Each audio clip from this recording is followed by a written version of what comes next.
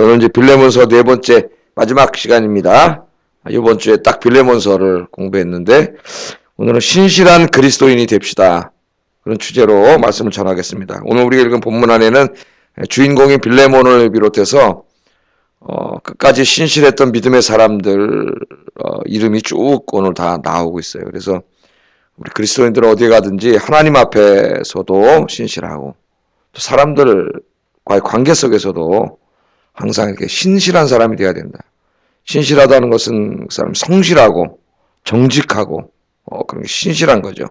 오늘날 우리 신실한 사람들 그렇게 찾아보기가 쉽지 않아요. 그래서 항상 누가 보나 안 보나 하나님과 사람 앞에 우리 그리스도인들이 어디에 가든지 신실한 삶이 되기를 주의 이름으로 축복합니다. 오늘 먼저 이제 빌레몬서니까 빌레몬에 대한 것인데 우리 이제 3일 동안 쭉 공부해 왔어요. 사도 바울이 목회자로서 빌레몬에게 너에게 손해를 끼치고 도망을 쳤던 도망노예, 그 돈 훔쳐가지고 도망쳤던 도망노예. 노예도 이 시대에는 이제 주인의 재산이나 마찬가지죠. 또 돈까지 훔쳐갖고 도망쳤던 도망노예를 바울이 우연히, 너무나 우연히, 하나님은 그렇게 하신 거죠. 감옥에서 만나게 하셔가지고 전도를 하고, 전도를 하고 예수 믿게 되니까 감옥 안에서도 너무 성실하게 바울을 돕고, 그래서 감옥에 나간 다음에도 로마 사역에 이렇게 후원자, 자기를 돕는 동역자로 쓰려고 그랬는데 같이 이야기를 나누다 보니까 이 사람이 바울이 너무나 잘 알고 있는 바울의 제자인 빌레몬의 도망노예라는 사실을 바울이 알게 됐다 그랬죠. 그래서 어떻게 할 것인가? 그래서 사도 바울이 오네시모를 돌려보낸다, 주인에게, 빌레몬에게 돌려보내면서 이제 이 빌레몬서를 써가지고 손에 쥐어서 돌려보내는 거죠. 그래서 오네시모에게는 자기가 손해를 끼친 주인에게 가서 사죄하도록 하고, 어제 그래서 우리 그리스도인들이 그렇게 살아야 된다 그랬죠. 사죄하도록 하고, 빌레몬에게는 서신을 써서 도망노예는 죽이는 겁니다. 그런데 네가 진짜 그리스도인이라면 이제 이 오네시모를 용서하고 화해해야 된다 그랬죠. 그리고 사랑받는 형제처럼, 이제 종으로 대하지 말고 사랑받는 형제처럼 대하고, 심지어는 영적인 스승인 바울 자신을 대하는 것처럼 대할 때 너의 신앙됨이, 그리스도인됨이 진짜임을 보여주는 것이다. 그렇게 이야기를 하면 서신을 통해서 보내줬죠. 자, 이걸 이제 20절까지 우리가 쭉 공부를 해왔어요. 이제까지. 우리에게 너무나 많은 것을 가르쳐줍니다. 빌레몬서는. 우리가 한 사람의 그리스도인으로서 주님이 십자가에서 이루신 그 사랑과 용서와 화해라고 하는 이 기독교의 가장 숭고한 가치를 우리가 그냥 귀로만 듣고 그냥 이렇게 흘리는 게 아니라 나의 정말 구체적인 삶 속에서 내가 실천하기 어려운 어떤 그 사람과의 관계 속에서 내가 어떻게 실천할 수 있는가, 그걸 우리에게 가르쳐준다 그랬어요. 그리고 그런 그 숭고한 사랑의 교제, 믿음의 교제를, 코이노니아를 이 교회 공동체 안에서 우리가 어떻게 실현할 수 있는가, 이것이 우리의 믿음이 진짜인가 아닌가, 신실한 믿음인가 아닌가를 보여주는 시금석이라 그랬습니다. 그래서 우리는 빌레몬서를 읽으면 기도하지 않을 수 없어요. 우리가 이렇게 살지 못하기 때문에. 우린 기독교인이라는 걸 너무 아무렇지도 않게 생각하고 그냥 내 마음대로 막 살아왔죠. 그런데 말씀 앞에 무릎 꿇으면 그렇게 살면 안 된다는 걸 깨닫게 됩니다. 우리 자신을 돌아봐요. 그래서 바울이 그것을 쫙 이 권면을 다 했어요. 제가 이 톰 라이트라고 하는 신학자를 알기 전까지는 빌레몬서 그냥 간단하게 그 정도로 알고 있었는데, 톰 라이트의 그 신학, 새로 천 바울 신학 읽어보니까 모든 신학의 출발점을 빌레몬서로 잡는 걸 보고 깜짝 놀랐어요. 결국 우리가 예수 믿고 새로운 인간, 새로운 피조물이 돼서 하나님 나라가 임할 때까지 이 땅에 새로운 삶을 살아가야 되는데 그 새로운 삶을 살아가는 그 핵심이 여기에 있다는 거예요. 잃어버린 하나님 형상을 회복하고 참 인간, 온전한 인간으로 살아가는 게 뭐냐면 바로 사랑하고 용서하고 화해하는 거예요. 우리 교회 공동체는 그런 모습을 세상에 보여주는 거죠.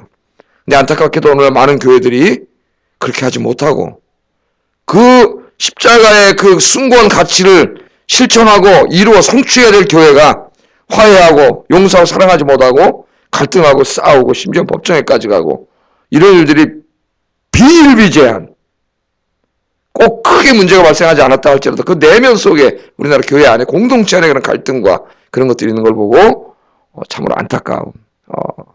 얼마나 주님이 안타까워하시겠어요. 사랑과 용서와 화해를 이룬 교회 공동체를 이룸으로 세상에 하나님 나라의 모습을 보여줘야 될 교회가 지옥의 모습을 보여주니까. 지옥의 모습은. 참 안타까운 거죠.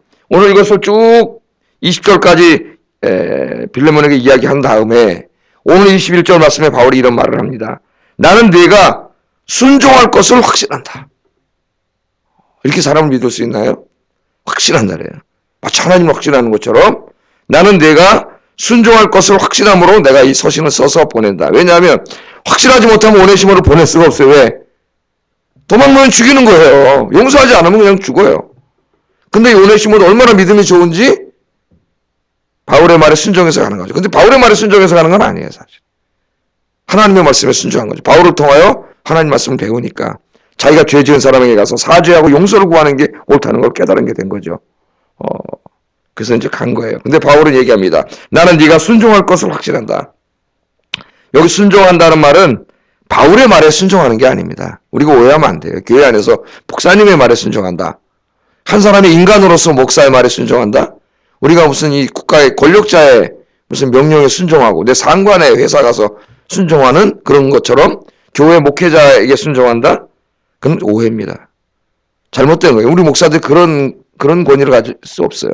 그건 잘못된 거예요. 목사가 그런 생각을 갖고 있다면 목사가 잘못된 것이고 목사의 말에 순종한다는 것을 저 인간에게 순종한다고 생각하면은 그건 잘못된 겁니다. 그럼 순종할 수 없죠. 인간이니까.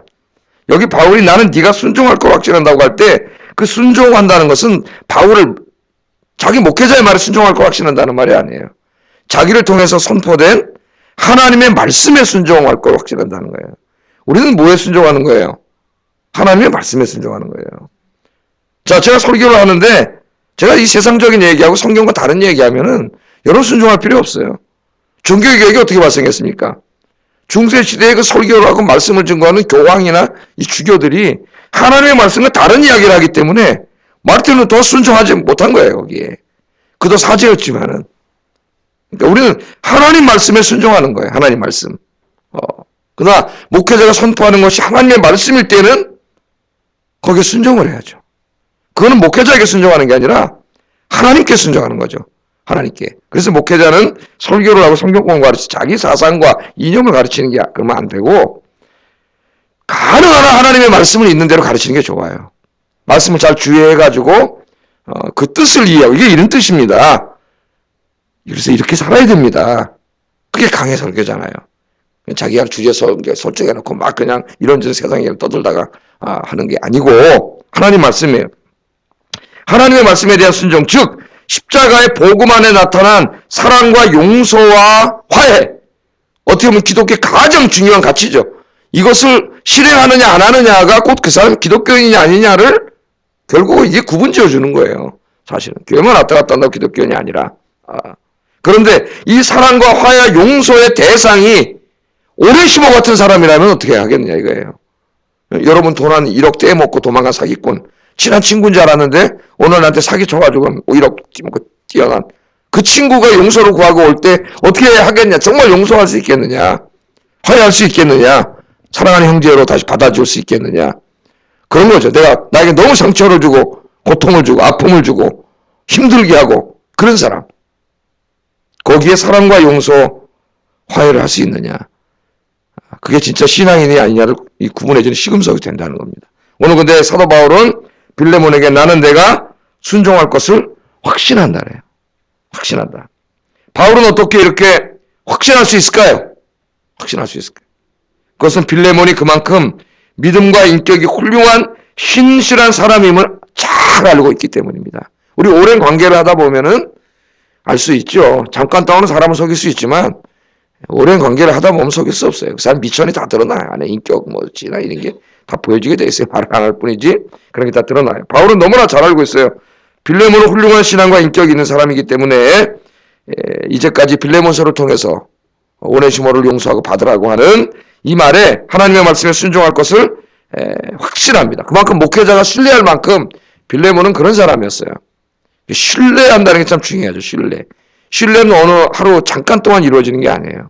오랜 관계 속에서 서로 같이 일을 하고 사역을 하면서 그 가운데서 생기는 믿음입니다. 그 사람의 신실함이죠. 신실함을 늘 볼 때 거기에 신뢰감이 형성되고 그 신뢰감이 형성되면 그런 관계는 평생 가요. 평생 그 끈으로 연결이 되는 거예요. 이 믿음의 사람들의 특징이 뭡니까, 여러분? 자기의 생각, 자기 뜻, 자기 이익 이런 게 있지만, 눈에 보이지만 그런 것들을 추구하기 전에 먼저 그것들보다 하나님의 뜻을 먼저 추구하는 사람이 그리스도인이에요. 그리스도인. 이 바울은 빌레몬이 오네시모를 용서하여 회개하고 그를 사랑하는 형제로 받으라는 하나님의 말씀을 기쁘게 순종할 것을 오늘 확신한다고 이야기합니다. 그러면서 한술 더 떠요, 바울이. 그것만도 너무나 힘든 일인데, 여러분. 네? 여러분 생각해 보세요. 그 당시에 그 노예들을 많이 거느리고 있는 주인인데, 내가 아무리 교회 댕긴다 할지라도 어느 날 내가 믿고 있었는데 그 친구가 돈 훔쳐가지고 도망갔어. 예? 근데 아무리 자기가 뭐 목사를 할지라도 그 사람 뭐 보내면서 용서해라 어제 오래해서 그 돈 갖고 훔쳐나간 거 빚 그거는 받으려 하지 말고 누구한테 받으라. 나한테 내 장부에 들어라. 내가 갚겠다. 바울이 그렇게까지 이야기하고 너도 나에게 빚졌다. 근데 내가 그 복음의 빚 그 값 너 구원시켜준 값 너에게 성경 가르쳐준 값 그거 내가 달라 그러지 않을 테니까 그거랑 이렇게 하라 이렇게까지 얘기했는데 그 말씀도 순종하기가 굉장히 어려운데 사도 바울은 빌레몬이 너무나 훌륭한 사람임을 알기 때문에 한 가지를 더 요청합니다. 그게 뭐예요? 확실함으로 내게 썼노니 그 다음에 뭐라 그래요? 내가 말한 것보다 이제까지 20절까지 부탁한 그것보다 더 많이 행할 줄을 아노라. 그렇게 얘기해요. 그러니까 정말 목회자가 너무나 신뢰하는 사람이에요. 빌레몬은. 더 많이 행할 줄 아노라. 그렇게 얘기했습니다. 자, 여러분. 이것보다 뭘 더 많이 행해야 될까요? 이것도 지금 엄청나게 행하는 것이고 한 사람으로서는 내가 아무리 기독교인이라도 실행하기가 쉽지 않은 일인데 그런데 바울은 뭐냐면 이것보다 더 많이 행할 줄 안다 그래요. 여기 더 많은 일은 뭘까요? 더 많은 일. 더 많은 일. 용서와 화해, 형제로 영접하고 심지어는 바울인 자신을 영접하는 것처럼 영접하는 것보다 더 많이 행해야 될 일이 뭘까요? 빌레몬이. 그것은 아마도 빌레몬이 바울이 이제 방문할 때쯤 빌레몬을 방문할 때쯤 오네시모의 노예 문서를 불태우고 그를 자유민으로 기꺼이 해방시켜주는 일임에 틀림없습니다. 그거 외에 더 할 일이 뭐 있겠어요? 노예 문서를 불태우는 거. 어제 제가 서론할 때 얘기했죠. 바울은 왜 노예 제도를 비판하지 않았는가? 그러면서 제가 그 서론 때 그 이유를 쭉 이야기했죠. 그래서 바울이 택한 방법은 한 사람의 마음속에 복음을 가르치고 그 복음이 그 사람 안에 들어감으로 하나님 앞에 우리는 다 평등한 형제와 자매임을 깨닫게 하고 그렇게 함으로 그 마음속에서 그 노예를 심지어는 도망 노예를 할지라도 어떻게 해요? 용서하고 화해하고 사랑하는 형제로 받아주고 그죠? 그렇게 될 때 어떻게 되는 거예요? 그 노예 제도가 그 노예라는 제도라는 게 마음속에서 허물어지는 거죠. 그리스도인들에게. 마음속에서. 왜? 내 노예가 아니에요. 마음에. 누구로 대하는 거예요? 그리스도인들은. 내 형제예요. 형제. 사랑하는 형제의 가족이 되는 거예요. 그러면 이 마음속에서 이미 노예 제도가 허물어지는 거예요. 그럼 그는 노예가 아니라 이제 요새 말하면 직장 직원이나 같은 거죠. 그죠? 그렇게 한 사람을 바꿈으로 불의한 사회 제도를 바꾸는 법을 바울이 택한 거죠. 오늘도 마찬가지예요. 무슨 제도를 바꾸고 권력을 바꾸고 뭘 바꾸고 다 내가 바꾸겠다고 나와서 떠드는데 그 사람들이 뭘 바꿔요? 다 거짓말이지. 예? 대통령 되려고 다 거짓말 치는 그냥 국민들이 가지고 뭘 바꿔요? 사람이 바뀌지 않는데 여러분 뭘 바뀝니까? 제도도 사람이 만들고 시스템도 사람이 다 사람이 만드는데 그 사람의 본질이 바뀌지 않는데 뭐가 바뀌어요? 예. 우린 늘 주님 앞에 기도해야 되는데 나의 본질이 바뀌게 해달라고 기도해야 돼요. 내 마음이. 오늘 바울은 노예 문서를 네가 불태울 것을 확신한다. 더 많이 근본적으로 사회의 악인 이 모든 문제를 네 삶 속에서 그럼 다 불태워버리기를 나는 확신한다는 거예요. 그럼 오네시모만 태워줄까요? 다른 사람도 다 태워버리겠죠. 그러나 빌레몬 집에서 여전히 일해야 될 거예요. 먹고 살아야 되니까. 제가 서한테 얘기했죠. 그냥 나간다고 사람들이 직업이 없으니까 못 살아요. 노예제도 속에서. 또 다른 사람 노예가 될 거예요. 기독교인이 풀어줘도. 그러나 빌레몬 집 안에서 노예를 허물고 형제로 대하고 같이 예배를 드리고 빌레몬 집에서 일을 하면 그게 훌륭한 직장이 될 거예요. 아마. 새로운 공동체가 될 거예요. 세상 사람들이 깜짝 놀랄 거예요. 우리 아영교회 성도 여러분 오늘 아침에 여러분이 오셨는데 여러분들이 그런 분이 되기를 주의 이름으로 축복합니다. 우리나라도요. 이게 한국 교회사를 읽다 보면 우리나라 초창기 조선 말에 이제 막 복음이 들어오니까 양반들이 예수 믿은 사람들 있잖아요. 그래서 말씀을 배우다 보니까 이 노비 제도가 잘못됐다는 걸 깨닫게 돼요. 그 우리 지금은 쉽게 얘기하지만은 그 당시에 아니에요. 모든 사람이 노비를 갖고, 노비는 다 자기 엄청난 재산이에요. 노동력이 재산이에요. 근데 이걸 잘못됐다는 걸 깨닫게 되고, 이 노비를 불러가지고, 노비 문서로 다 불태우고, 다 자유로 주는 일들이 우리나라에서도 상당히 많이 일어났어요. 조선 말에. 진짜 그리스도인. 그래서 그 당시에는 기독교 인구가 우리나라 전체 인구 1%, 2%도 안 됐지만은, 우리 사회에 엄청난 반향을 일으키고, 일반 신문에도 이런 아름다운 미담 사례가 굉장히 많이 일반 신문에 나왔어요. 기독교 인구가 1%, 2%밖에 안 됐는데 엄청난 영향을 미칩니다. 기독교가. 독립운동 서명하는 절반이 우리 기독교인일 정도로. 그러나 지금은 기독교인이면 20%니 25%니 자랑은 치지만은 뭐 1000만 명이나 어쩌니 신문에 맨날 못된 짓 하는 것만 나잖아요. 기독교인들이. 그렇게 많은데 하나님의 영광을 가리는 거예요. 전혀 이 사회에 영향을 미치지 못하고 개독교라고 욕을 먹고 이렇게 살지 못하기 때문에 우리 그리스도인들이. 오늘 오신 여러분, 우리가 많은 것을 기도해야 되겠지만은 오늘 이 나의 본질적인 변화를 위해서 기도해야 됩니다. 진짜 기도해야 돼요. 이것을 위해서. 그래서 내가 사랑하고 용서하고 화해할 줄 알고 하나님 기뻐하지 않는 것은 그게 나의 재산이랄지라도 다 불태워버리는 오늘 이 아침 시간이 되기를 주의 이름으로 축복합니다. 뿐만 아니라 오늘 22절에 빌레몬을 향하여 이런 부탁을 해요. 부탁. 22절 읽어보겠습니다. 시작.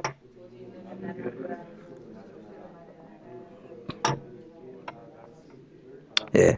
오직 너는 나를 위하여 숙소를 마련하라. 지금 감옥에 있죠?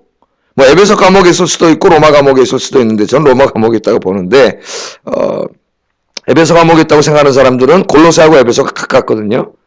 도망가가지고 어때 로마까지 도망갔겠냐, 뭐 에베소까지 갔지. 그런데 저는 반대로 생각해요.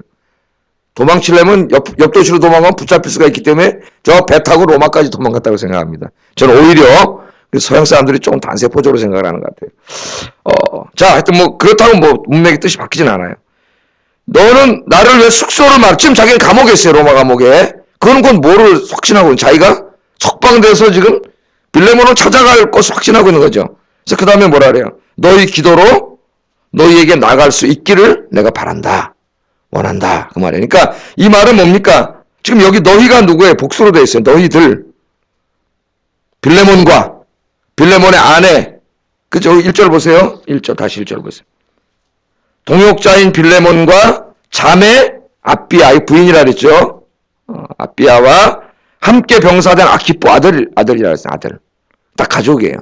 빌레몬이 예수 믿은 다음에 자기 가족을 다 구원해가지고 가족이 다 신실한 그리스도인이 됐어요. 그래서 너희 기도로 그러면 그러니까 이 가족이 항상 바울을 위해서 로마 감옥에 갇혀 있는 동안 뭐 하고 있었던 거예요? 기도하고 있었다는 걸 바울이 알고 있어요. 중보기도. 바울을 위해서 늘 중보기도 했는데 너희가 나를 위해서 기도하고 있다는 것을 내가 알고 있고 너희가 나를 위해 중보기도 하고 있기 때문에 내가 너희에게 나갈 수 있기를 바란다. 나갈 수 있기를 확신한다는 거예요. 그냥 바란다는 게 아니에요. 왜냐하면 숙소를 마련하라 그랬으니까. 예? 그래서 이 가족은 늘 목회자를 위해서 중보 기도하는 가족이었습니다. 그리고 바울은 중보 기도의 응답을 확신하고 있어요. 확신.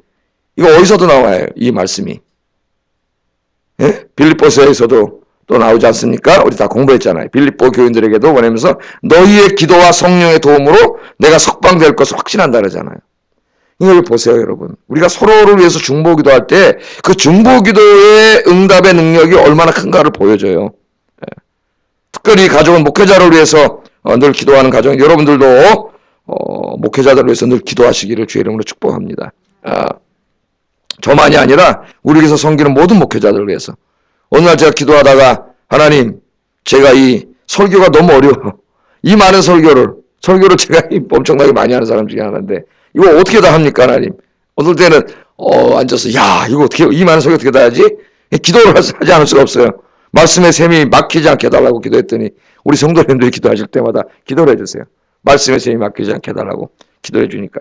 기도를 해주시니까 막 설계 통찰력이 막 떠올라요. 설계 통찰력이. 그래서 하나님 말씀을 연구하고 증거할 때 하나님 막 기가 막히게 이제 막 기가 막혀 막. 어때 막 책을 읽다가 떠올라가 잊어버릴까봐 볼펜으로 막 쓰면서 이게 다음 주 본문인데 이쪽다 막 써놓고 하나님께서 주셔요. 여러분 늘 기도해 주셔서 목회자들이 영적으로 강건하고 생명의 말씀을 전할 수 있도록 그렇게 하시기를 주의 이름으로 축복합니다. 놀라운 것은 바울이 빌레몬에게 나의 숙소를 준비해달라고 부탁을 하고 있다는 거예요. 나의 숙소를 준비해달라. 여러분, 제가 여러분 전화 걸어가지고 그렇게 부탁 어떻게 하겠어요? 예? 제 개인적인 부탁이잖아요, 이거는. 예? 어떻게 하겠어요? 이게, 바울이 그만큼 빌레몬을 굉장히 신뢰하고 있다는 것을 보여줍니다. 그렇지 않았다면은 이런 부탁을 할 수 없어요. 왜?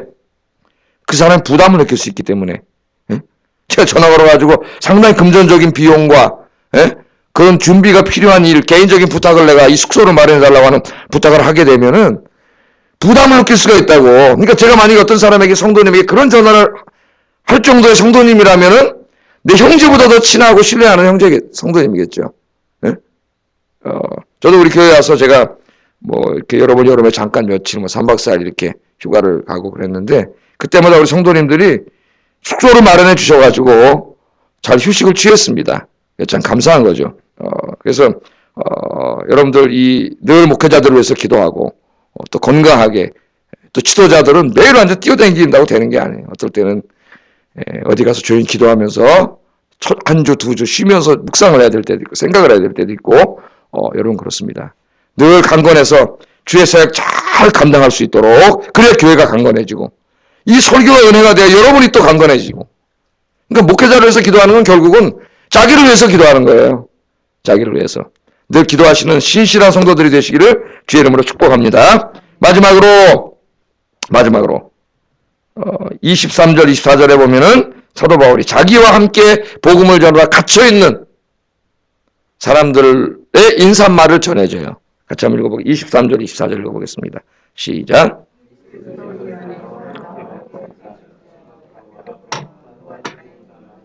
아리스타고, 데마, 누가가 문안하느니라. 아멘. 여기 소개된 사람들은 모두가 한 사람 한 사람이 설교 주제가 될 정도로 복음을 위해 많은 수고를 한 신실한 그리스도인임을 우리가 알고 있습니다. 바울과 함께 복음을 전하다가 감옥에 가는 것을 마다하지 않은 신실한 믿음의 사람들의 이름이 여기 다 있어요. 우리 여기 한 사람은 빼고 한 사람 누굽니까? 데마에 대해서는 제가 설교했었죠. 디모데후서 아침에 묵상할 때 디모데후서에 보면은, 디모데후서는 이제 사도 바울의 마지막 서신이고, 그 서신을 쓰고 좀 이따 순교를 당합니다. 이 사도 바울이. 근데 거기에 보면은 데마가 나오는데, 이름들을 쭉 하다가 뭐라 그래? 데마는 세상을 사랑하여 데살로니가로 갔고, 그렇게 나와요. 그러니까 참 놀랍죠. 여기 빌레몬서를 쓸 때까지만 해도, 바울이 1차 로마에 갇혀 있을 때만 해도 함께 감옥에 갇히면서 주의 복음을 전했던 이 사람이 불과 한 2, 3년, 3, 4년 후에, 한 3년 후에 보낸 서신에서는 변절을 했다는 거예요. 그래서 데마는 세상을 사랑하여 데살로니가로 갔고, 그렇게 나옵니다. 제가 오늘 제목을 신실한 그리스도인이 되자는, 신실한 사람이 아니죠, 여러분. 그래서 이 사람을 제외하고는 여기 나오는 이미 누가라든가 마가라든가 뭐 아리스타고 에바브라는 이제 골로새에서 나와요. 골로새 1장에. 골로새에서 복음을 전하던 사람이에요. 이제 골로새에서 다음 주부터 공부할 거예요. 신실한 사람들 끝까지, 예? 끝까지. 마가 누가는 보면은 저기 어디에 디모데후서 마지막 그 2차로 로마 감옥에 갇혀서 이제 막 순교를 앞두고 있을 때까지 누가가 있었고, 그 디모데후서 보면 마가를 데리고 오라 그러잖아요. 디모데 너도 오고 마가도 오라 그래요. 거기까지 가서 끝까지 복음을 전했던 신실한 사람입니다. 2017년 이제 새해에도 우리가 열심히 전도하려고 해요. 우리 기도했죠? 깜짝 놀랐다 그랬어요. 다 철거하고 이사 가가지고 당분간 이게 어렵지 않겠나 그랬는데, 갑자기 첫 주에 한 10몇 명 들어가더니, 둘째 주에 갑자기 한 50명 정도? 한 50명. 지난주에 갑자기 확, 와서 어디서 왔는지 모르겠어요. 저도 이분들이 새롭게 또 하나님, 우리 맨 처음에 와가지고 동네가 하나도 철거 안 됐을 때 제가 와서 막 하나님 막 붙여 이렇게 설교 들을 때까지 그런 생각이 들어요. 또 이제 3월 달에 여기 지금 입주하기 시작하면은 굉장히 우리가 여기 기도를 해야 됩니다. 이 3월 달에. 벌써 3월 달에 입주하면 자녀를 데리고 오겠다고 하는 사람 제가 한번 얘기했죠. 아파트 계약하고 간다고. 우리 전도해야 되는데, 여기 보면 뭐 영화, 뭐 유치부, 유년부, 중고등, 청년부까지 다 이 아파트 우리가 전도를 해야 되는데, 많은 전도대원들이 필요하고, 헌신된, 바로 여기 나온 이런 사람들, 에바브라, 예? 여기, 데마는 아니죠. 누가, 마가, 아리스타고 이런 사람들, 이런 신실한 사람들이 필요해요. 대마처럼 중간에 하다가 간둬버리고 포기하고 이런 사람은 신실한 사람이 아니에요.